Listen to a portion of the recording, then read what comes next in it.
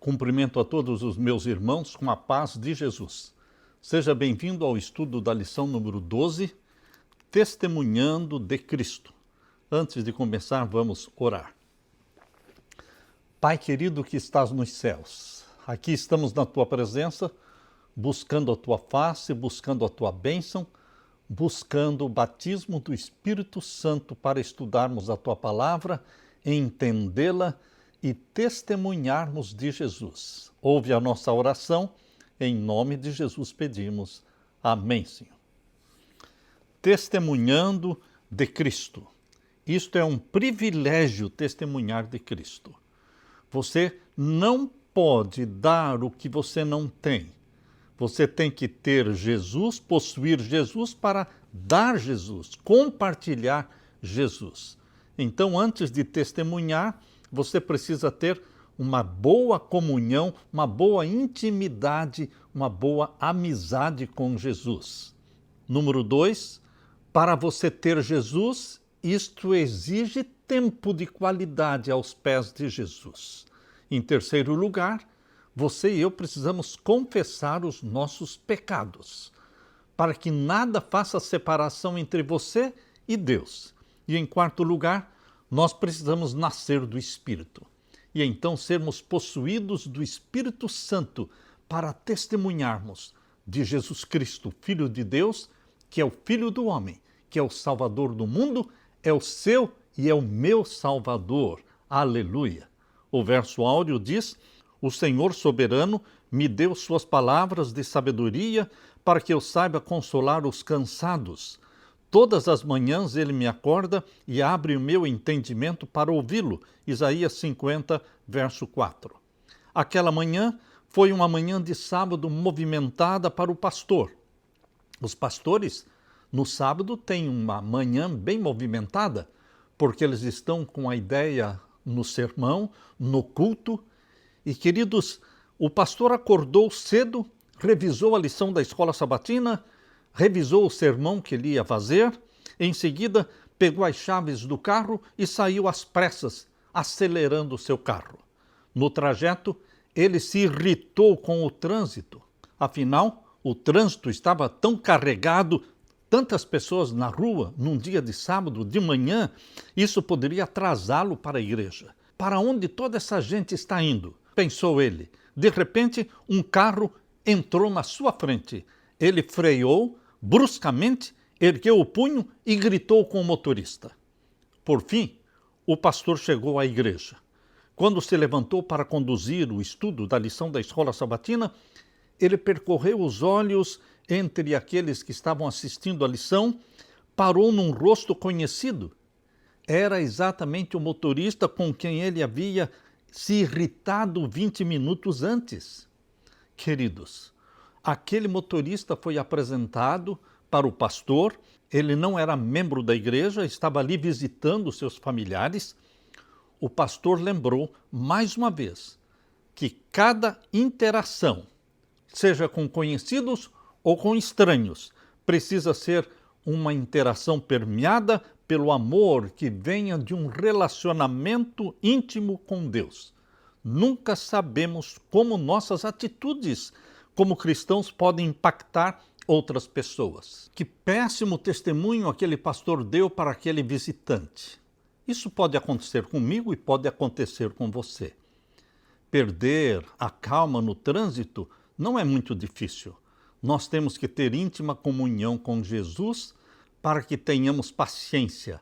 Paciência dentro de casa, paciência com a família, paciência no trânsito, tratar bem as pessoas. Tudo isso será possível se tivermos uma íntima comunhão, amizade com Jesus Cristo. É impossível você ter uma íntima amizade e comunhão com Jesus e tratar mal as pessoas.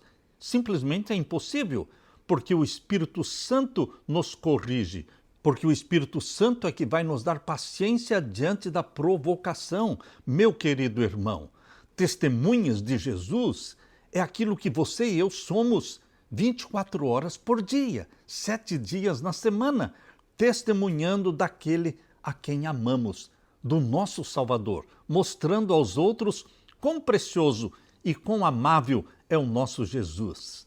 Aleluia! Na parte de domingo, transbordando do coração. Daquilo que o coração estiver cheio, a boca vai falar. Queira ou não queira, a boca vai falar, sim, vai transbordar aquilo que está no coração. Abra sua Bíblia e vamos ler Mateus capítulo 28. Mateus capítulo 28, vamos ver então os versos 18 a 20. Aqui diz: Jesus, aproximando-se, falou-lhes, dizendo: toda autoridade me foi dada no céu e na terra. Portanto, vão e façam discípulos de todas as nações, batizando-os em nome do Pai, do Filho e do Espírito Santo, ensinando-os a guardar todas as coisas que tenho ordenado a vocês, e eis que eu estou com vocês todos os dias, até o fim dos tempos. Esta é a ordem de Jesus Cristo: pregar, ensinar, batizar, testemunhar, fazer discípulos. Este é o trabalho que Jesus deu para você. Eu diria, esta é a missão que Jesus deu para você. Todos nós nascemos neste mundo com um propósito. Vida com propósito. E qual é o propósito de Deus para a sua vida? Ser um missionário? Ser uma testemunha de Jesus Cristo?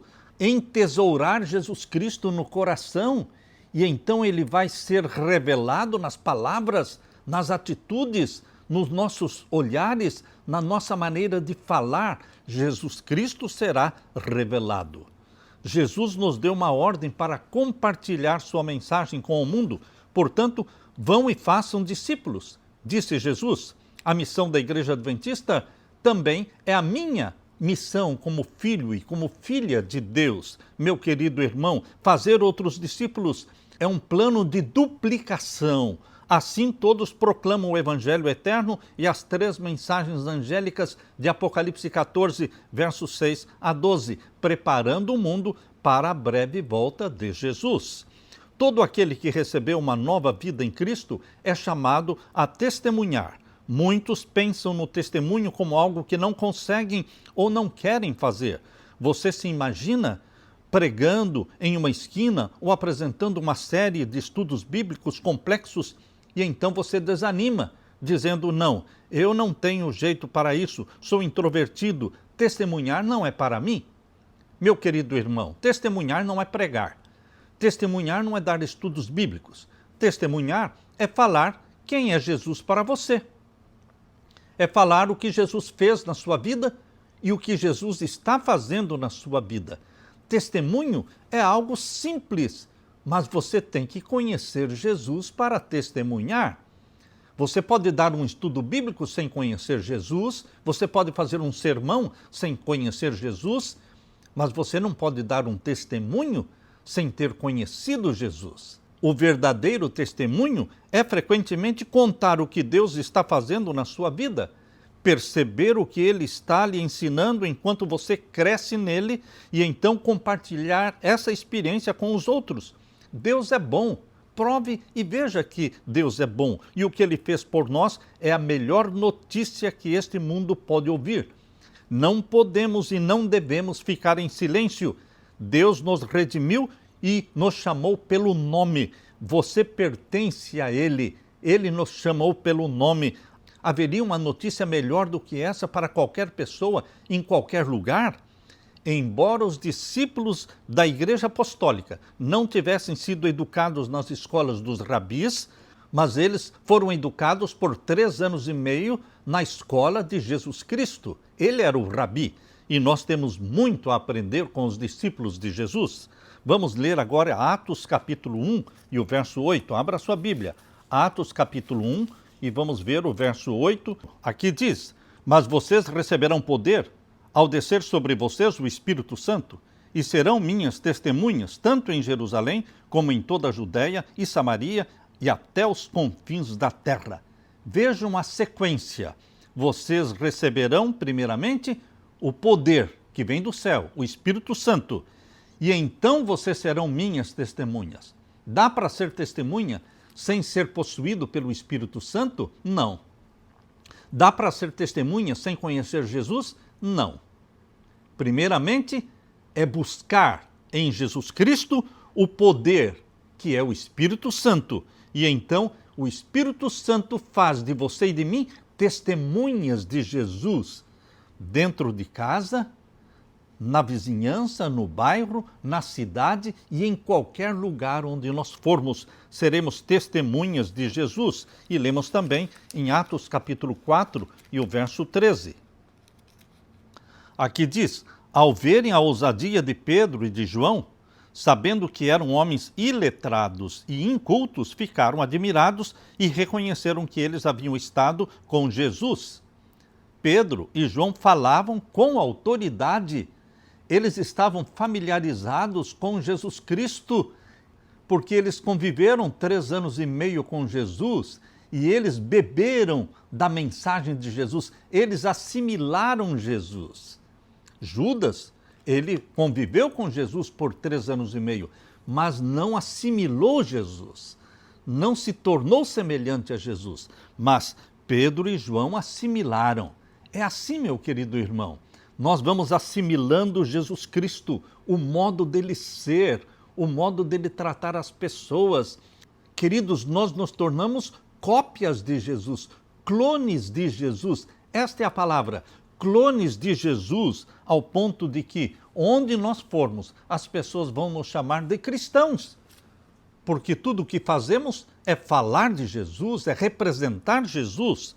Pedro e João afirmaram: nós não podemos deixar de falar das coisas que vimos e ouvimos. Atos capítulo 4, verso 20. Pedro e João estavam bem firmes nisso. Nós não podemos deixar de falar do que temos visto e ouvido. Isso é testemunhar, falar do que você viu e ouviu de Jesus. Mas isto exige comunhão com Jesus, conhecer Jesus. A verdade é que eles haviam estado com Jesus, Atos 4,13, e se sentiram impelidos a compartilhar essa mensagem. O Espírito Santo lhes deu ousadia e poder convincente das palavras. Quando você está com Jesus, meu irmão, o testemunho flui naturalmente. Você começa a falar de Jesus porque o seu coração está cheio de Jesus Cristo.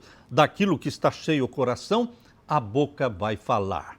Por isso, meu irmão, todo aquele que é verdadeiramente convertido a Jesus, ele nasce no reino de Deus como um missionário, uma testemunha de Jesus. Você é uma testemunha de Jesus? Que assim seja. Aleluia! Na parte de segunda-feira, sem imposição, mas com poder. Deus não impõe nada, Deus não exige nada, mas Ele nos dá poder. Você já se perguntou como é que Jesus mantinha disposição para trabalhar, disposição para curar, para consolar, para pregar, para ensinar tanta gente dia após dia? Era uma vida trabalhosa, era uma vida cansativa. Jesus trabalhava desde cedo até à noite, as multidões o seguiam, ele quase que não tinha tempo para comer, sobrava-lhe pouco tempo para dormir à noite, porque ele acordava antes dos outros, ainda no escuro, para ter comunhão com o Pai, para receber o poder do Espírito Santo. Meu querido irmão, ao ver as multidões, Jesus se compadecia delas. Mateus, capítulo 9, verso 36, diz que Jesus tinha compaixão daquela multidão quando olhava para eles. Eles estavam aflitos, exaustos, como ovelhas que não têm pastor. O amor e a compaixão de Jesus pela humanidade impulsionavam o seu ministério. Igualmente, o amor de Deus em nós deve também nos constranger, nos impulsionar a sentir o mesmo peso de conduzir as pessoas até Jesus. Como é que você encontra um tesouro e uma pérola que se chama Jesus e não vai contar para ninguém? Queridos, nossa alegria, nosso prazer é partilhar, falar de Jesus Cristo, o amigo que temos, que é Salvador nosso. Você já olhou para os rostos anônimos em meio à multidão, pensando na vida eterna dessas pessoas e se perguntando se elas conhecem Jesus? Ao perceber as necessidades de um desconhecido, você já sentiu a responsabilidade de guiar esta pessoa desconhecida até Jesus?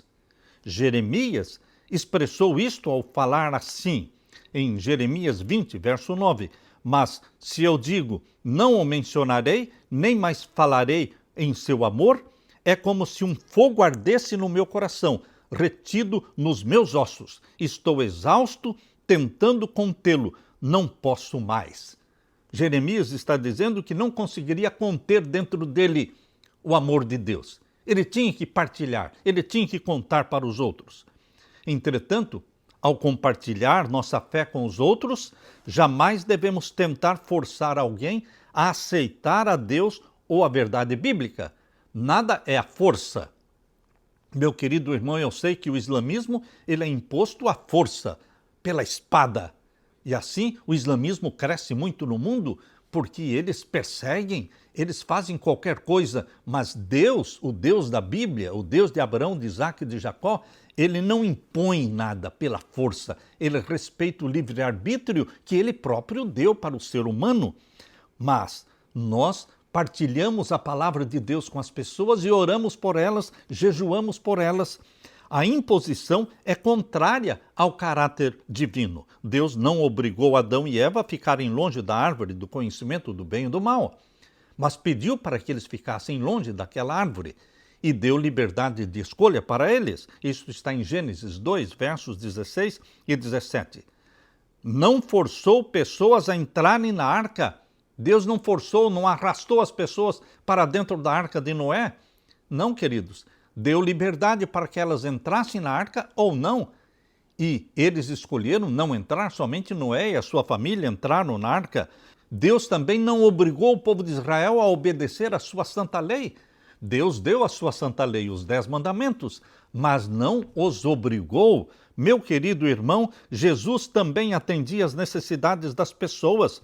E depois de atender às necessidades, curar as suas doenças, Jesus convidava, sigam-me. Jesus nunca forçou ninguém a segui-lo ou aceitar a sua verdade. E ainda assim, nunca desiste de nós. Assim, deveremos nos espelhar em Jesus Cristo. Em nosso testemunho, devemos imitar o exemplo de Jesus. No livro Desejado de Todas as Nações, na página 391, Deus fala assim: não faz parte da missão de Cristo obrigar as pessoas a recebê-lo. Satanás e pessoas movidas pelo espírito de Satanás é que buscam forçar a consciência. Não há maior evidência de que possuímos o espírito, ou seja, o caráter de Satanás, do que a disposição de causar dano aos que não valorizam nossa obra ou agem contrariamente às nossas ideias. Nós não vamos forçar, porque Deus não força, mas vamos orar, vamos interceder, vamos jejuar por aqueles que queremos salvar. Pessoas com quem estamos estudando a Bíblia, elas estão na nossa lista de oração. Mas, queridos, devemos permitir que Deus nos faça instrumentos da sua obra. O mundo pode rejeitar a verdade, mas isso não deve nos impedir de compartilhar a verdade com sabedoria, com amor e com respeito. Às vezes, o testemunho pessoal terá maior peso, maior força, especialmente nos primeiros contatos. Apocalipse capítulo 12, verso 11. Abra sua Bíblia em Apocalipse capítulo 12 e o verso 11. Aqui diz: e eles o venceram, ou seja, os discípulos de Deus, ou seja, os seguidores de Jesus. Eles venceram a Satanás. Eles venceram a Satanás por causa do sangue do Cordeiro e por causa da palavra do testemunho que deram, e mesmo diante da morte não amaram a própria vida. Os vitoriosos heróis da fé, eles venceram pelo sangue do Cordeiro e pelo testemunho que deram, e mesmo mediante a morte não recuaram. Meu querido irmão, quando nós conhecemos o Cristo Salvador, quando Ele é o nosso melhor amigo, então nós vamos ser possuídos por esse Espírito e não vamos recuar diante de ameaças. Leia 2 Pedro capítulo 3, verso 18. Aqui diz: pelo contrário, cresçam na graça, no conhecimento de nosso Senhor e Salvador Jesus Cristo. A Ele seja a glória, tanto agora como no dia eterno. Cresça no conhecimento e na graça do nosso Senhor Jesus Cristo. meu querido irmão, sem nenhuma imposição, mas cheios de poder, nós vamos testemunhar de Jesus Cristo. E as pessoas, ao olharem para você, vão saber que você conhece a Jesus. Você esteve com Jesus Cristo, porque você é um clone de Jesus. Aleluia! Na parte de terça-feira, como falar de Jesus? A pergunta para cada um de nós é: com quem você tem falado sobre Jesus? Com quantas pessoas você já partilhou Jesus? O entregador que vem na sua casa fazer alguma entrega? O atendente da loja? Alguém que você encontra diariamente nas caminhadas? Deus chama cada crente a cooperar com ele nessa obra de testemunhar e promete dar palavras sábias para que você saiba consolar os cansados. Isaías 50, verso 4. Também é dever do cristão estar sempre preparado para apresentar as razões da fé e da esperança que existe em nós. Nós deveremos estar prontos, diz o apóstolo Pedro, 1 Pedro 3,15. Pelo contrário, santifiquem a Cristo como Senhor no seu coração, estando sempre preparados. Quando? Sempre preparados. Para quê? Para responder a todo aquele que pedir razão da esperança que você tem. Você precisa saber dizer por que você é tão esperançoso, por que você pensa tanto no céu, porque o céu para você é uma realidade. Porque Jesus está lá no céu. Ele veio a primeira vez, morreu por nós, ressuscitou, subiu ao céu. Ele está no céu intercedendo por nós. E é de lá que virá o nosso Senhor. Nós temos que dar explicação para as pessoas e convencê-las, explicando por que nós temos esta esperança.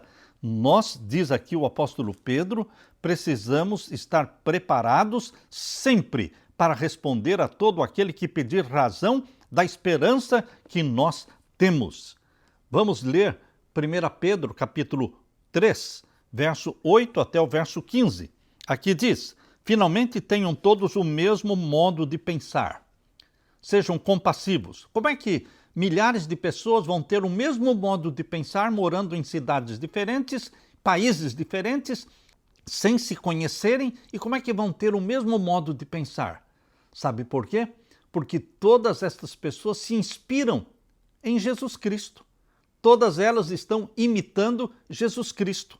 Por isso é possível, sim, isso que o Espírito Santo faz, que tenham todos o mesmo modo de pensar. Sejam compassivos, fraternalmente amigos, misericordiosos, humildes. Não paguem mal com o mal, nem ofensa com ofensa. Pelo contrário, respondam com palavras de bênção, pois para isto mesmo vocês foram chamados, a fim de receberem bênção por herança. Pois aquele que quer amar a vida e ter dias felizes, refreie a língua do mal e evite que os seus lábios falem palavras enganosas. Afaste-se do mal e pratique o bem. Busque a paz e empenhe-se por alcançá-la, porque os olhos do Senhor repousam sobre os justos e os seus ouvidos estão abertos às suas súplicas, mas o rosto do Senhor está contra aqueles que praticam o mal. Ora, quem há de maltratá-los se vocês forem zelosos na prática do bem? Mas mesmo que venham a sofrer por causa da justiça, vocês são bem-aventurados. Não tenham medo das ameaças, nem fiquem angustiados.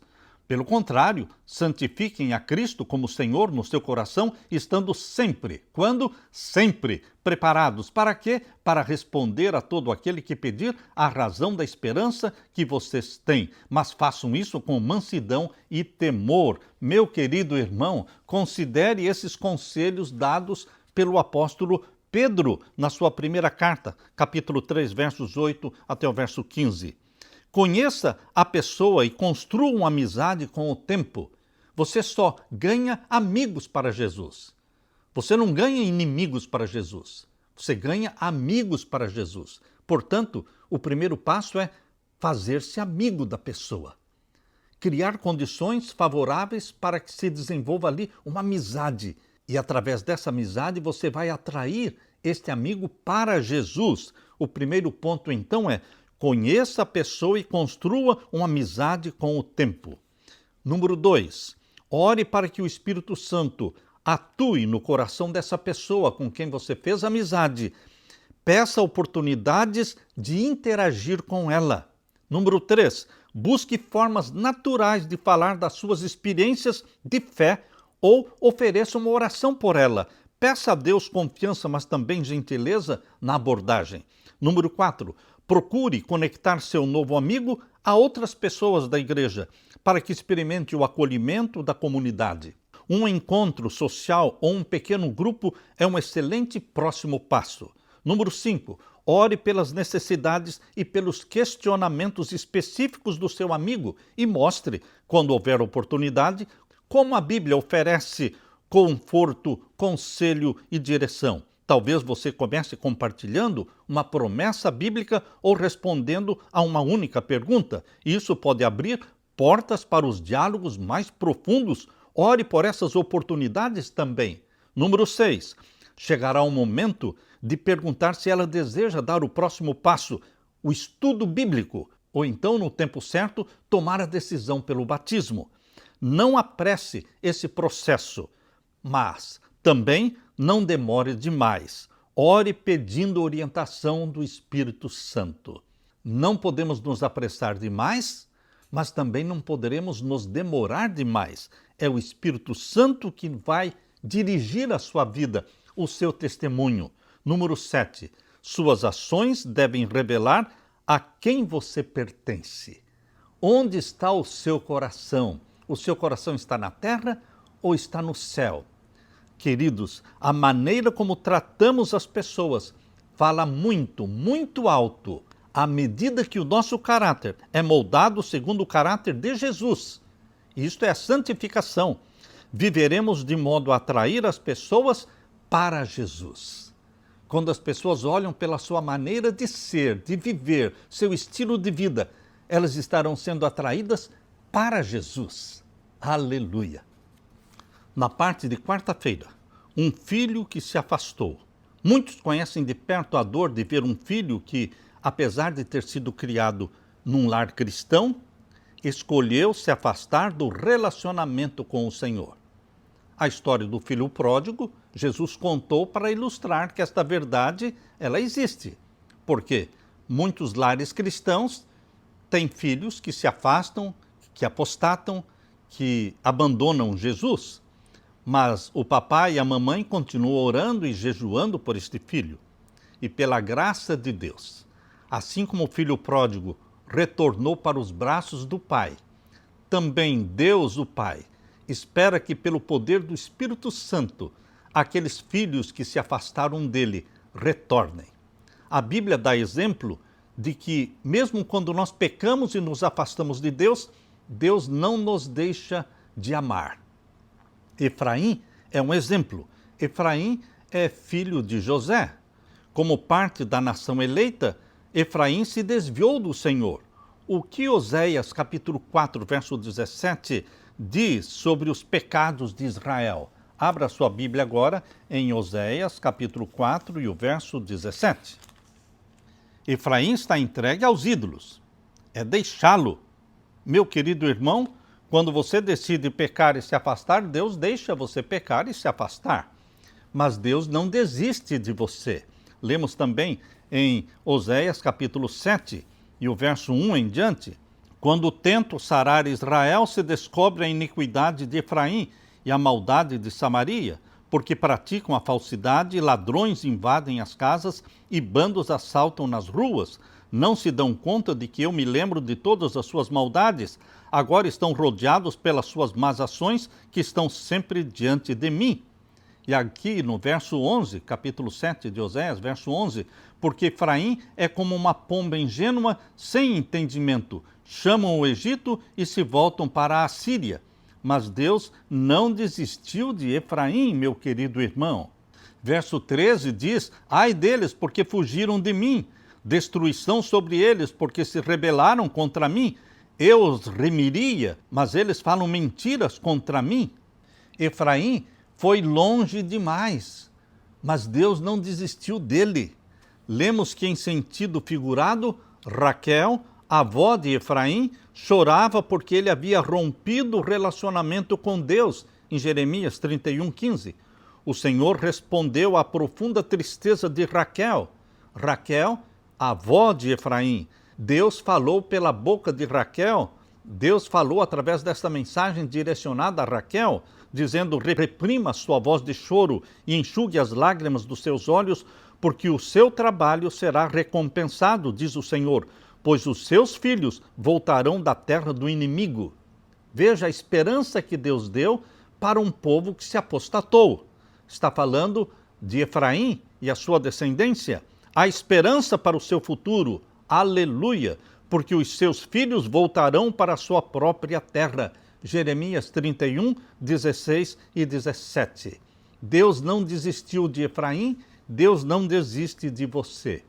Em vez de chorar pelo filho que havia se afastado, Raquel foi chamada a ter esperança. Que outras verdades Jeremias nos apresenta? Jeremias 31, abra sua Bíblia, Jeremias 31, verso 18 e 19. Ouvi muito bem que Efraim se queixava, dizendo: tu me castigaste, fui castigado como novilho, ainda não domado, converte-me e serei convertido, porque tu és o Senhor, o meu Deus. Na verdade, depois que eu me afastei, eu me arrependi. Depois que fui instruído, bati no peito, fiquei envergonhado, confuso, porque suportei a afronta da minha mocidade. Não é Efraim, o meu filho querido, o filho das minhas delícias? Pois sempre que falo contra ele, lembro dele com ternura. Por isso, o meu coração se comove por ele, e dele certamente me compadecerei, diz o Senhor. Eu vou me compadecer de Efraim, que se afastou de mim, que apostatou. Meu querido irmão, o nosso Deus, este Pai Celestial, é o Pai que dá muitas chances para os seus filhos. Essas passagens ensinam que sempre há esperança, como houve para Efraim. Deus não desiste de nós. Aleluia! Deus não desiste de você. Embora repetidas vezes ele repreenda o seu povo, este se afasta, a compaixão divina não falha. Podemos sentir dor, podemos sentir frustração, desânimo, ou até falar negativamente de quem amamos e se afastou de Deus. Ainda assim, nessa passagem bíblica, o Senhor nos lembra de que ele nunca se esquece de quem se desviou. De modo algum, Deus se esquece. Nas palmas das mãos de Jesus Cristo, você está gravado. Os pensamentos divinos a respeito dessa pessoa não são passageiros, mas cheios de afeição, desejando sinceramente o bem dela.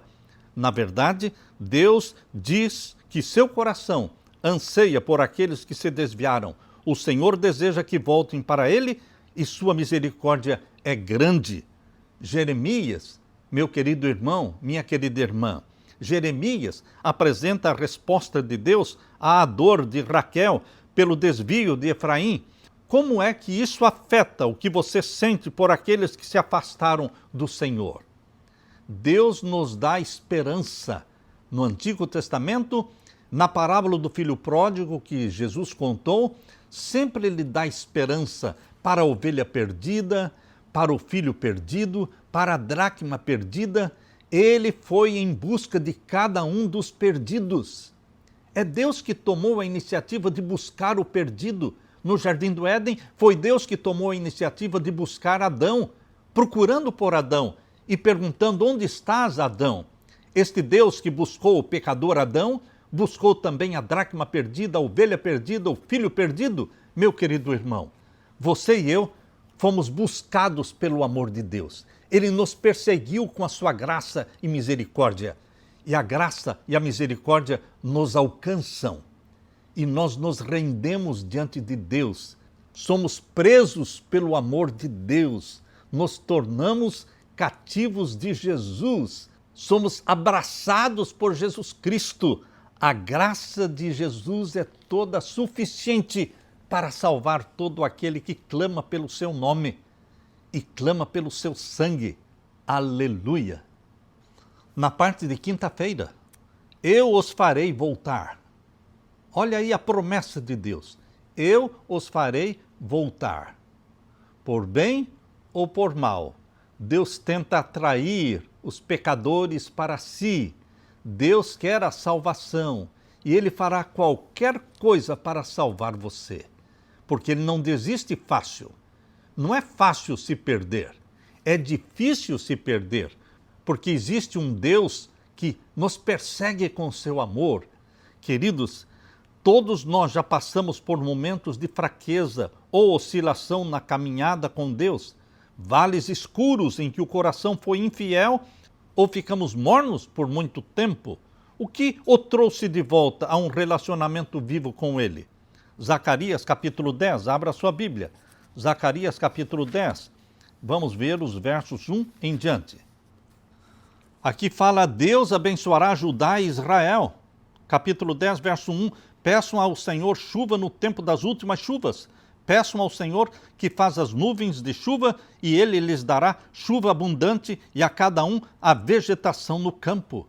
E o verso 3, é contra os pastores que se acendeu a minha ira, castigarei os bodes que vão adiante do rebanho, mas o Senhor dos exércitos cuidará do seu rebanho, a casa de Judá, e fará dela o seu majestoso cavalo na batalha. Deus compara o seu povo a um majestoso cavalo na batalha. Meu querido irmão, Deus condena os bodes, ou seja, os líderes espirituais relaxados, apostatados, mas Ele cuida do seu rebanho, dizendo que o seu rebanho, aqui é Judá, mas se aplica também para você como povo de Deus. Nós somos um majestoso cavalo na batalha. De Judá sairá a pedra angular. Jesus era da tribo de Judá. Jesus Cristo é a pedra angular. Verso 6. Fortalecerei a casa de Judá e salvarei a casa de José. Eu os farei voltar, porque me compadeço deles, e serão como se eu não os tivesse rejeitado, porque eu sou o Senhor, seu Deus, e os ouvirei. Mensagens de paz, mensagens de misericórdia, promessas de retorno. Meu querido irmão, na prática, relacionar-se com um ente querido que se afastou do Senhor pode ser desafiador. Talvez você se pergunte o que poderia ter sido diferente ou como deveria agir agora que a visão do mundo dele mudou. Também pode sentir frustração e impotência diante das decisões equivocadas que ainda são tomadas. Esses pensamentos influenciam a maneira como você lida com quem ama. Por isso é essencial que as suas atitudes e palavras sejam fruto do tempo que você passa com o Salvador. A forma como você vai tratar aquele que se afastou, a ovelha perdida, a forma como você vai tratar esta ovelha perdida vai depender muito do tempo que você passa aos pés de Jesus. Jesus coloca amor no seu coração. O testemunho da sua vida, das suas ações, palavras e orações por seu cônjuge, pelo seu filho que se afastou, pode transformar profundamente o futuro deles. Quando existe alguém jejuando e orando, intercedendo por aquele que se afastou, existe esperança, meu querido irmão, com orações assim como Jesus orou por Pedro. Jesus falou claramente: Pedro, eu estou orando por você, porque Satanás está rodeando você, está rondando você para tentá-lo, mas eu estou intercedendo por você, Pedro. Mas Pedro caiu feio, negou 3 vezes Jesus. Mas Jesus continuou amando Pedro. Louvado seja Deus por esse amor, por esta graça, que não desiste de nós mesmo quando estamos negando Jesus, pecando contra Jesus. Ele continua perseguindo-nos com o seu amor, com a sua graça. Você não está feliz por ter um Deus, um Pai Celestial, um Salvador Jesus Cristo, que não desistem de você? Aleluia, meu querido irmão, entregue ao Senhor toda a tristeza da sua vida, julgamento errado, condenação que você sente e peça que Jesus substitua esses sentimentos por amor, por bondade, o amor que só Ele pode dar. Peça que o Senhor revista você com o seu caráter, para que você desenvolva uma atitude amorosa e altruísta. Lembre-se, nenhuma influência que possa rodear a alma tem mais poder do que a de uma vida abnegada. O mais forte argumento em favor do Evangelho é um cristão que sabe amar e é amável. Olha aqui não está dizendo o mais forte argumento em favor do Evangelho é um pastor que prega maravilhosamente bem ou aquele que dá um estudo bíblico perfeito. Não, querido irmão. Não é questão de pregar ou dar estudo bíblico.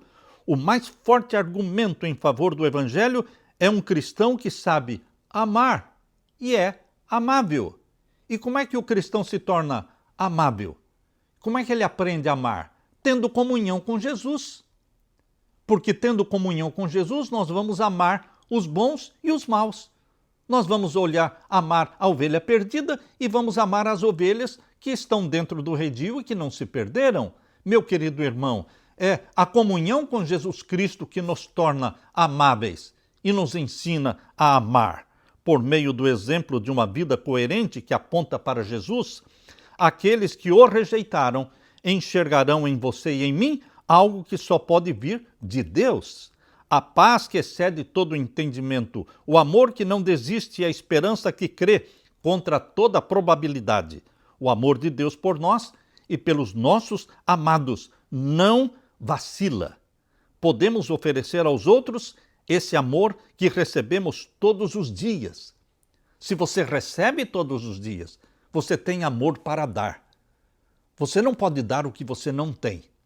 Por isso é importante você começar cada dia aos pés de Jesus, orando, adorando, confessando, bebendo a água da vida, comendo o pão da vida. Conhecer o amor de Deus, estar enraizado e alicerçado nesse amor, conhecer qual é a altura, qual é a profundidade, qual é a largura e qual é o comprimento do amor de Deus. É isso que Efésios capítulo 3, versos 17 a 19, nos incentiva a fazer. Leia comigo, Efésios capítulo 3, versos 17 a 19. E assim pela fé, que Cristo habite no coração de vocês, estando vocês enraizados e alicerçados em amor. Isto para que, com todos os santos, vocês possam compreender. Compreender o quê? Qual é a largura, qual é o comprimento, qual é a altura e qual é a profundidade. Do quê? Do amor de Deus. Você nunca esgota, você nunca entende 100%, porque o amor de Deus é tão profundo, é tão alto, é tão largo, é tão comprido, que nós vamos estudar o amor de Deus por toda a eternidade. Esta será a ciência que será estudada por toda a eternidade no novo céu e na nova terra. O amor de Deus, meu querido irmão, por isso diz aqui, ora, há aquele que é poderoso para fazer infinitamente mais do que tudo que pedimos ou pensamos, conforme o seu poder que opera em nós. A ele seja a glória, na igreja e em Cristo Jesus, por todas as gerações, para todos sempre. Amém. Meu querido irmão, Deus quer nos trazer de volta para os seus braços. É o pai do filho pródigo, olhando na estrada, tentando enxergar à distância o filho que está voltando para os braços do pai. Sempre você vai encontrar os braços do pai abertos. Sempre o pai estará correndo ao encontro do filho que volta. Não importa que ele tenha gastado toda a fortuna, não importa que ele tenha pecado, não importa que ele venha sujo e maltrapilho, não importa nada. A graça de Jesus Cristo não desiste de nós. Sempre na história contada por Jesus, existe um Pai, que é o nosso Deus, correndo ao nosso encontro, abraçando-nos, cobrindo-nos com a capa da justiça de Cristo e dizendo: alegrem-se, façam uma festa, porque o que estava perdido foi achado. O meu filho que estava morto reviveu. Aleluia, aleluia, meu querido irmão, qualquer que seja a fé, ninguém tem verdadeiro amor a Deus se não for manifestado através do amor desinteressado pelo seu irmão. A fé verdadeira e o amor verdadeiro vão ser revelados na sua vida pelo amor que você dedica ao seu irmão, ao seu próximo. O que é necessário é o amor de Cristo no coração. Quando o eu está imerso em Cristo, o amor brota espontaneamente. Aqueles que se estão mais ativamente empenhados em fazer com empenhada fidelidade sua obra de ganhar pessoas para Jesus, são os mais desenvolvidos em espiritualidade e devoção. Você quer ser mais desenvolvido em espiritualidade e devoção? Trabalhe para Jesus. Tenha comunhão com Jesus e saia em busca das ovelhas perdidas, meu irmão. Os que rejeitam o privilégio da associação com Cristo no serviço cristão rejeitam o único ensino que lhes dá habilitação para participar com Ele da sua glória. Deus quer ver você envolvido no serviço cristão, nascendo no reino de Deus como um missionário, apaixonando-nos pelas almas pelas quais Jesus morreu. Meu querido irmão, você é um clone de Jesus, você é uma cópia de Jesus, você precisa buscar e salvar os perdidos, porque Jesus disse: eu vim buscar e salvar os perdidos. Salve almas, não tanto pela pregação, não tanto pelo estudo bíblico, salve almas pelo testemunho da sua vida, dizendo aos outros quem é Jesus para você, o que ele tem feito na sua vida. Conte aos outros quão amável, quão bondoso, quão precioso é o seu Jesus. Aleluia! Deixe-me orar com você. Pai querido que estás nos céus, somos testemunhas tuas, testemunhas daquilo que temos visto e ouvido, daquilo que o Senhor tem feito na nossa vida. Obrigado porque o Senhor deixou para nós o teu precioso Filho, Jesus Cristo, para ser o nosso Salvador, membro da família humana. Obrigado porque o Senhor nos chamou para sermos representantes de Jesus, cópias de Jesus aqui nesta terra. Batiza-nos com o Espírito Santo, implantando em nós a mente de Jesus. Ouve a nossa oração. Em nome de Jesus pedimos. Amém, Senhor. Deixo com você, meu irmão, minha irmã, a paz de Jesus. Amém.